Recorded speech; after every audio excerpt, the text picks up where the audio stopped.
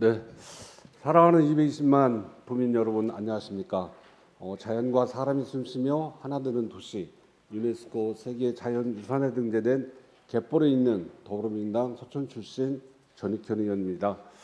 먼저 본 의원에게 도정 질문의 기회를 주신 김봉만 제1부의장님을 비롯한 선배 동료 의원님과 충남 도정과 도교육 발전을 위해서 노고를 아끼지 않으시는 김태훈 지사님, 그리고 김지철 교육감님과 공직자 여러분께도 감사와 격려의 말씀을 드립니다. 오늘 본 의원은 저출산 문제의 가장 직접적인 원인으로 대두되고 있는 돌봄 정책과 개선되지 않고 있는 도내 사립학교 법정 부담금 미납부로 인한 혈세 낭비와 관련하여 도정 질문을 하고자 이 자리에 섰습니다. 잠시 영상을 보시겠습니다. 요즘 주변에서 둘째를 낳는다는 젊은 부부 찾아보기가 어렵다고 합니다. 출생아를 봐도 첫째 비중이 처음으로 60%를 넘어섰습니다. 네, 첫 아이를 낳는 부부가 많아졌다는 뜻이 아닙니다. 둘째, 셋째는 낳지 않는다는 뜻입니다. 저출생 경향이 그만큼 더 심화됐다는 얘기여서 심각하게 볼 필요가 있습니다. 보도에 신지수 기자입니다. 자녀가 한 명인 부모들에게 둘째를 갖는 건 쉽지 않은 결정입니다. 예전보다 아이를 키우는 데 있어서 상대적으로 더 많은 비용과 시간이 필요하다 보니까 아이를 키우면서 일을 해야 한다는 게 가장 큰 부담입니다. 1년 하고 복직을 해야 되는데 아기를 어린이집에 하루 종일 맡기고 일하기가 쉽지 않은 것 같아요. 육아휴직을 써야 하는 경우가 많지만 윗사람은 물론 내일까지 맡아서 해야 할 동료 눈치도 봐야 하는 게 현실이기 때문입니다. 실제로 남녀 직장인 1000명을 상대로 설문조사를 벌였더니 절반가량은 육아휴직을 자유롭게 쓰지 못한다고 응답했습니다. 비정규직일수록 또 규모가 작은 사업장일수록 이런 경향이 강했습니다. 맘 편히 육아휴직도 쓰지 못하는 현실에 둘째, 셋째 갖기는 더 힘듭니다. 이런 현실은 통계에서도 확인할 수 있는데 지난해 출생아 중 첫째 아이의 비중이 사상 처음 60%를 넘어섰습니다. 반면 둘째와 셋째 이상의 비중은 크게 줄었습니다. 전문가들은 육아 여건이 개선돼야 한다고 강조했습니다.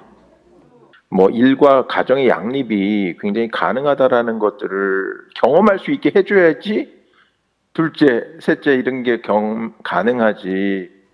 지난해 우리나라 합계 출산율은 0.78명으로 역대 최저치를 기록했는데 결혼해도 자녀를 가져야 한다는 인식도 줄고 있어 저출생 경향은 앞으로도 더욱 심화될 것으로 보입니다.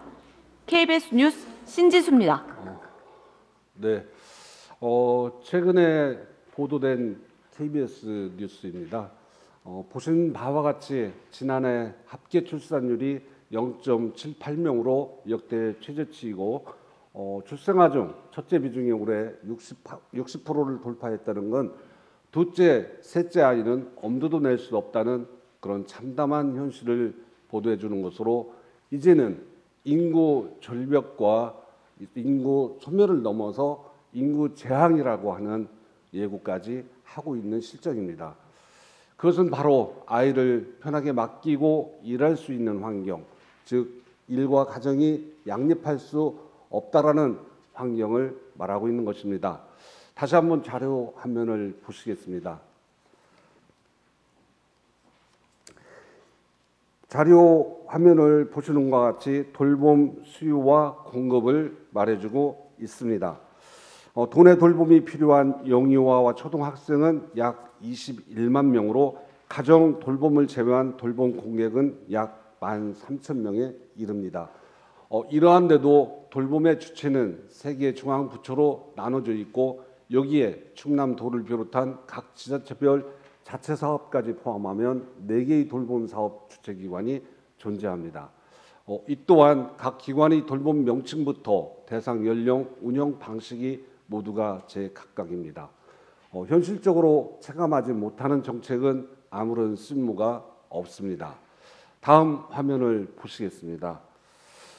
다음 화면은 도의 시군별 돌봄시설 현황을 보는 것으로 보건복지부의 다함께 돌봄센터, 지역아동센터 등 282개, 여성가족부의 청소년 방과후 아카데미 등 59개, 교육부의 초등돌봄교실 772개, 충남의 온종일 돌봄센터 등 27개로 총 1,140군데의 돌봄시설이 있지만 시설 숫자에 비해 실사용자는 부모들이 느끼는 만족도는 높지 않다는 데 실제 문제가 있습니다. 존경하는 김태흠 지사님, 앞서 보신 바와 같이 젊은 부부들은 온종일 돌봄을 원하고 있습니다. 정작 젊은 부모들이 원하는 온종일 돌봄 정책을 펼쳐야 하는데 숫자상 보여지는 돌봄 정책을 펼치는 건 아닌지 본 의원은 의구심이 듭니다. 현재 충남 도내 4곳에서는 온종일 돌봄센터를 운영 중에 있습니다.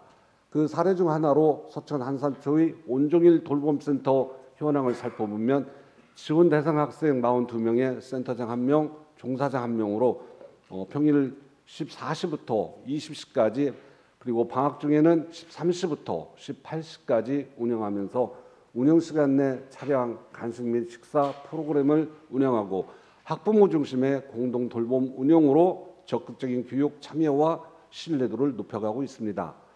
이렇듯 적은 예산으로도 학생, 학부모가 만족할 만한 성과를 보이는 곳이 있는 것도 분명 존재합니다.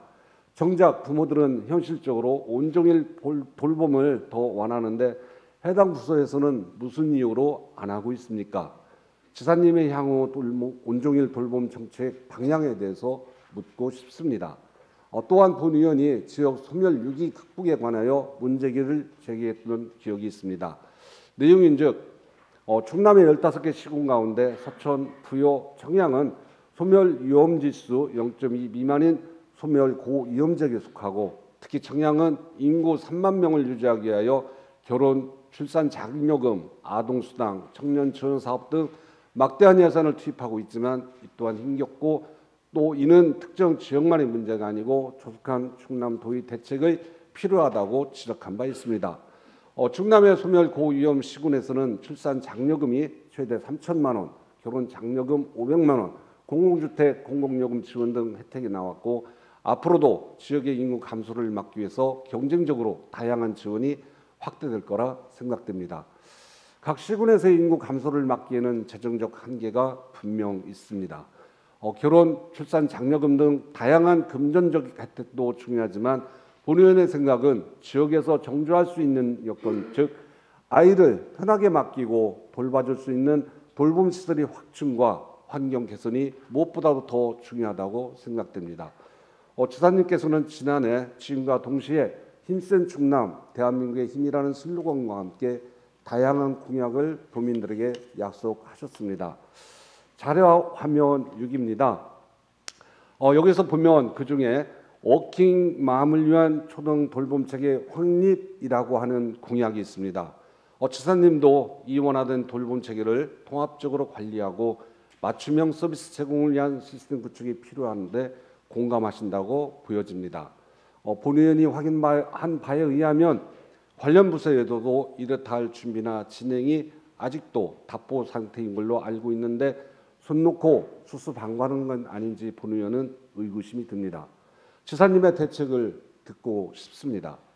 또한 충남도의회에서는 지난 21년 7월에 충남도와 교육청에서 서로 분절된 돌봄 관련 사업을 통합 관리할 수 있도록 전국 최초로 충청남도 온종일 아동돌봄 통합 조례를 만들어 돌봄 체계가 다지기 위한 초석을 만들었지만 충남도와 교육청은 조례 제정 후 2년이 다 지나가도록 서로 눈치만 보고 서로 동상이몽적 행동을 함에 따라 본 의원은 안타까움을 금치 못할 수 있습니다. 지사님과 교육감님께서는 이 부분을 알고 계십니까?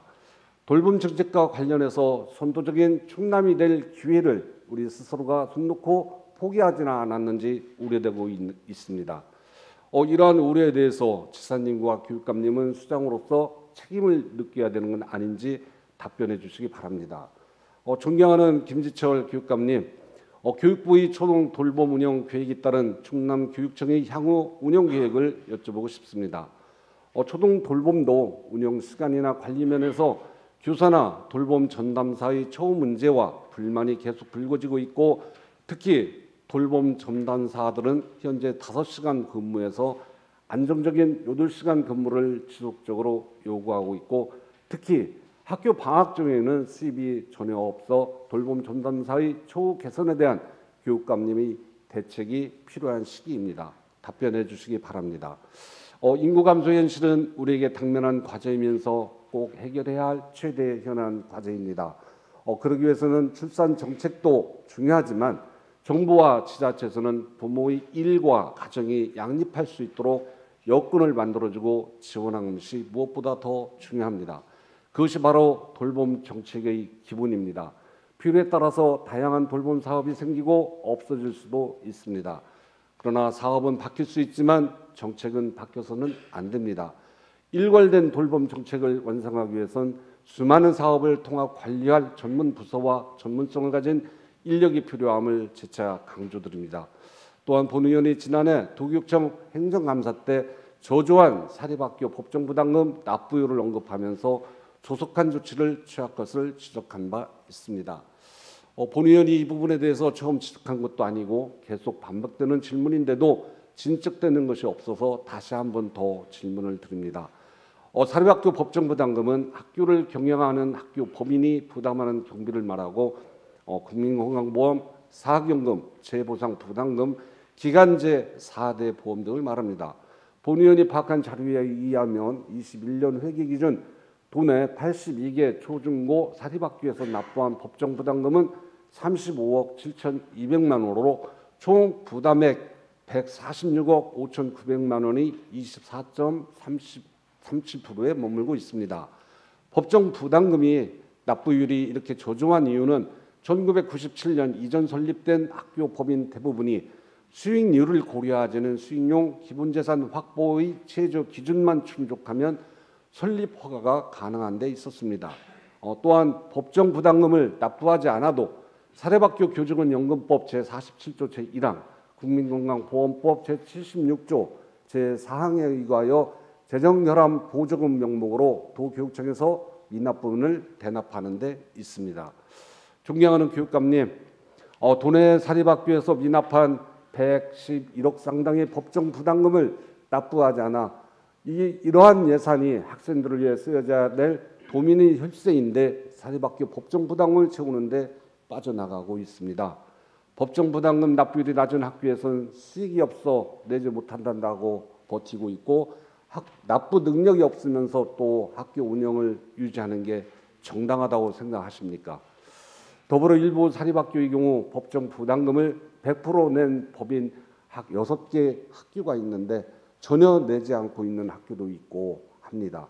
이들 학교와의 형평성과 공정성에서도 맞지 않고 학교 환경 개선에 써야 할 100억이 넘는 돈이 대납에 쓰여진다는 것은 어떻게 설명하실 겁니까? 이건 밑 빠진 독에 물 붓기고 제대로 나쁜 학교는 바보란 말입니까? 수익이 없으면 수익이 생길 수 있도록 노력하고 만들어줘야 하는 건 아닐까요? 조속한 시정을 촉구합니다.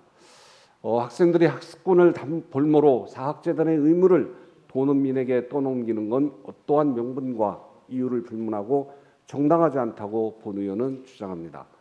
법적인 한계로 사학재단의 납부 독촉을 할 수 없다고 한다면 교육부나 국회의 법률 개정을 강력히 촉구해야 합니다. 이러한 법률 개정 촉구와 더불어 자진 납부할 수 있는 다양한 정책적 대안을 마련해 주시기 바랍니다. 교육감님의 적극적인 해결 방안과 향후 조치에 대해서 답변해 주시기 바랍니다. 본 의원의 질문에 대해서 지사님과 교육감님의 성의 있는 답변을 바라면서 끝까지 경청해 주셔서 고맙습니다. 감사합니다.